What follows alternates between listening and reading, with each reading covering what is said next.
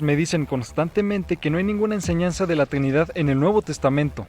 Como cristiano, cuando escucho esto, simplemente pongo mis ojos en blanco. Decir que la Trinidad no está en la Biblia es como decir que tu carro no tiene motor. Solo ábrelo y lo verás allí.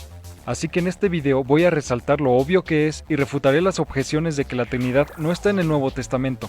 La objeción más grande que he escuchado de los unitarios es que la Biblia nunca menciona la palabra Trinidad. Bueno, la Biblia no menciona la palabra omnipresente tampoco, pero nadie nunca asevera que la Biblia dice que Dios no lo es. La Biblia nunca dice la palabra omnisciencia, pero nadie dice que eso significa que la Biblia dice que Dios no lo sabe todo.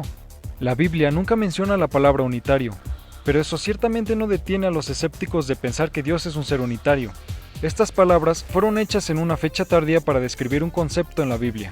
Del mismo modo, solo porque la palabra Trinidad no se encuentra en la Biblia, no significa que no esté en la enseñanza de ella.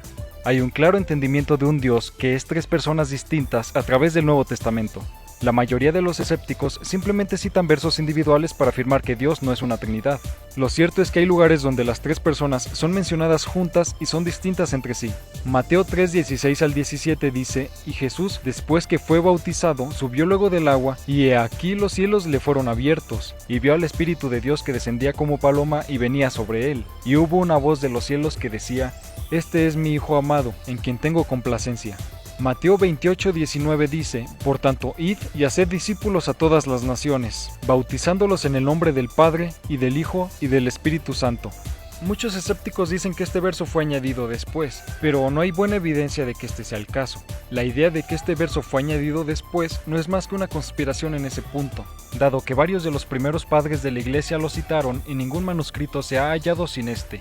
Continuando también vemos la Trinidad en Tito 3:4 al 6. Pero cuando se manifestó la bondad de Dios nuestro Salvador y su amor para con los hombres, nos salvó, no por obras de justicia que nosotros hubiéramos hecho, sino por su misericordia, por el lavamiento de la regeneración y por la renovación en el Espíritu Santo, el cual derramó en nosotros abundantemente por Jesucristo nuestro Salvador.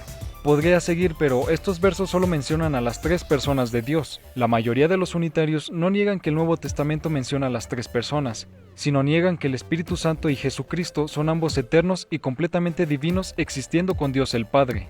Sin embargo, esto es fácil de refutar. El Nuevo Testamento dice que Jesús y el Espíritu Santo son ambos divinos y eternos. Comenzaremos viendo al Espíritu Santo. En Hechos 5:3 al 4 vemos que Pedro llama directamente al Espíritu Santo Dios. Y dijo Pedro: Ananías, ¿por qué llenó Satanás tu corazón para que mintieses al Espíritu Santo y sustrajeses del precio de la heredad? Reteniéndola, ¿no te quedaba a ti? ¿Y vendida no estaba en tu poder? ¿Por qué pusiste esto en tu corazón? No has mentido a los hombres, sino a Dios. El verso 3 dice que Ananías le mintió al Espíritu Santo, pero el verso siguiente dice que Ananías le mintió a Dios. Entonces Pedro le llama al Espíritu Santo Dios. En otros pasajes vemos los atributos de Dios aplicados al Espíritu Santo. Hebreos 9:14 dice que el Espíritu Santo es eterno. ¿Cuánto más la sangre de Cristo, el cual mediante el Espíritu eterno se ofreció a sí mismo sin mancha a Dios? Primera de Corintios 2:10 dice que el Espíritu Santo es omnisciente, pero Dios nos las reveló a nosotros por el Espíritu, porque el Espíritu todo lo escudriña, aún lo profundo de Dios. Así que, de acuerdo con las Escrituras, el Espíritu Santo es eterno y es omnisciente. Ahora, algunos escépticos dicen que el Espíritu Santo solo es la fuerza de Dios, pero hay versos donde el Espíritu Santo habla y hace más de lo que una fuerza es capaz. Hechos 13:2 dice que el Espíritu Santo habla y ordena. Ministrando estos al Señor y ayunando, dijo el Espíritu Santo: Apartadme a Bernabé y a Saulo para la obra a la que los he llamado. Pablo dice más tarde en Romanos 8:27 que el Espíritu Santo tiene una mente, así que claramente el Espíritu Santo es más que una fuerza. Tiene atributos de Dios y es llamado directamente Dios. Entonces el Espíritu Santo es Dios, pero distinto del Padre, que también es Dios. Ahora, lo que muchos escépticos argumentan es que Jesús no es Dios y nunca declaró serlo. Constantemente dicen que no hay verso en la Biblia donde Jesús dice que Él es Dios, pues en realidad sí los hay, de hecho hay varios. Los escépticos buscan un verso donde Jesús diga: soy Dios, y si estuviese hablando con hablantes modernos del español, eso es exactamente lo que diría. pero él estaba hablando con personas judías antiguas, y si Jesús hubiese dicho, soy Dios, ello no significaría que estaba declarando ser el Dios eterno todopoderoso de los cielos. En Juan 10:30 al 36, Jesús cita el Salmo 82:6 para mostrar que si alguien afirma ser un Dios, no significa definitivamente que se está afirmando ser el Creador eterno. Para los judíos antiguos, si alguno se llamaba a sí mismo con el nombre personal de Dios, estaba cometiendo blasfemia por declarar ser el Señor, y eso es exactamente lo que vemos. En Juan 8:58, Jesús dice, de cierto os digo, antes que Abraham fuese, yo soy. Jesús dice que Él es yo soy, lo que indica una correlación con Éxodo 3:14, cuando Dios le dijo a Moisés que Él era yo soy el que soy. Muchos escépticos dicen que no hay correlación y que Jesús solamente estaba diciendo que Él existía antes de Abraham, pero eso no es lo que el verso dice. Jesús usa esta frase para contrastar entre el comienzo de Abraham con su propia falta de comienzo. En otras palabras, Jesús no era como Abraham, traído a existencia, sino que Cristo simplemente es siempre, y tiene una existencia continua presente. Esto se ve más claro en las palabras griegas usadas, genestai y eimi. Robert M. Bowman Jr. dice, el auristo genestai, venir a existencia usado para Abraham, es contrastado con el presente eimi, el cual puede expresar duración hasta el presente, yo he sido y aún soy, también como el presente simple, yo soy.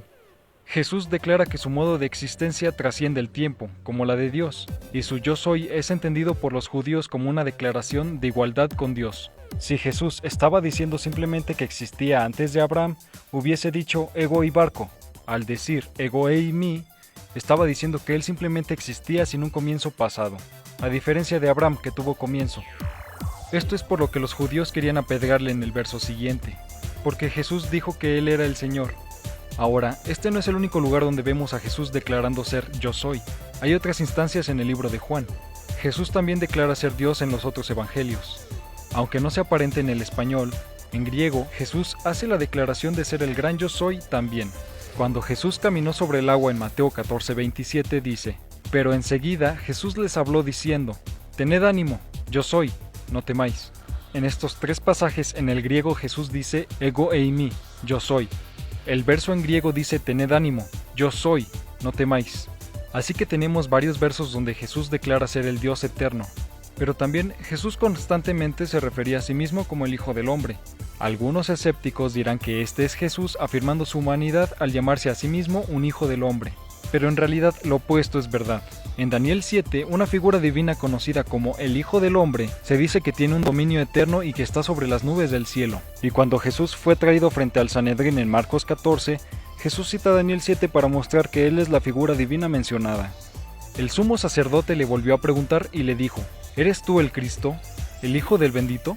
Y Jesús le dijo, yo soy, y veréis al Hijo del Hombre sentado a la diestra del poder de Dios y viniendo en las nubes del cielo. Entonces, cuando Jesús se llamó a sí mismo Hijo del Hombre, en realidad él se estaba refiriendo a sí mismo como la figura divina en Daniel 7. La otra cosa interesante sobre esto es que en el Antiguo Testamento, la acción de montar sobre las nubes es exclusiva de Dios solamente. Así que Jesús no solo está reclamando divinidad, está declarando que hará algo que está reservado solamente para Dios. Jesús también hizo otras cosas que solo Dios puede hacer, como aceptar adoración y perdonar pecados. En Mateo 9:2 al 6 leemos, y sucedió que le trajeron a un paralítico tendido sobre una cama, y al ver Jesús la fe de ellos, dijo al paralítico, ten ánimo hijo, tus pecados te son perdonados. Entonces algunos de los escribas decían dentro de sí, este blasfema, y conociendo Jesús los pensamientos de ellos, dijo, ¿por qué pensáis mal en vuestros corazones? Porque, ¿qué es más fácil decir, los pecados te son perdonados, o decir, levántate y anda? Pues para que sepáis que el Hijo del Hombre tiene potestad en la tierra para perdonar pecados. Ahora, la Biblia dice que solo Dios puede perdonar pecados, pero Jesús declaró que Él también tiene esa autoridad. Así que creo que es muy claro que el Nuevo Testamento dice que el Padre es Dios, el Espíritu Santo es Dios y Jesucristo es Dios, y son distintos entre sí. Esto es más claro en Juan 14:26.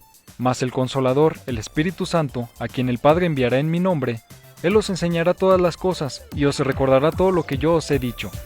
Además de este verso y los demás que ya he mencionado, hay muchos versos que muestran la distinción y la coexistencia de los tres miembros de la Trinidad. Entonces, no son diferentes modos de un mismo Dios, pero hay algunos escépticos que llevan esta distinción muy lejos para decir que hay tres dioses separados. Pero eso es inconsistente con el resto del Nuevo Testamento que dice que solo hay un Dios, no tres. Aún más, vemos a los tres miembros de la Trinidad actuando como uno. En Juan 14:17 Jesús dice que después de que Él se vaya, el Espíritu de verdad vendrá y vivirá en ellos. Pero en el verso 21 dice que Él se manifestará a ellos. Pero después leemos en el verso 23 que es en realidad el Padre el que vendrá con Jesús a vivir en ellos. Así que, ¿quién vendrá a vivir en nosotros? ¿El Espíritu Santo, Jesús o el Padre? Es obvio que los tres actúan como uno y son uno, justo como el Nuevo Testamento nos dice. Como es claramente visto, hay una fuerte enseñanza de la Trinidad en el Nuevo Testamento, y apenas cubrí la evidencia. No mencioné el libro de Apocalipsis, y toqué superficialmente la evidencia en los Evangelios. Entonces, la única manera de negar la Trinidad es negando el Nuevo Testamento, porque es obviamente clara. Incluso sin mencionar 1 de Juan 5:7, el Nuevo Testamento enseña que Dios es trino en su naturaleza.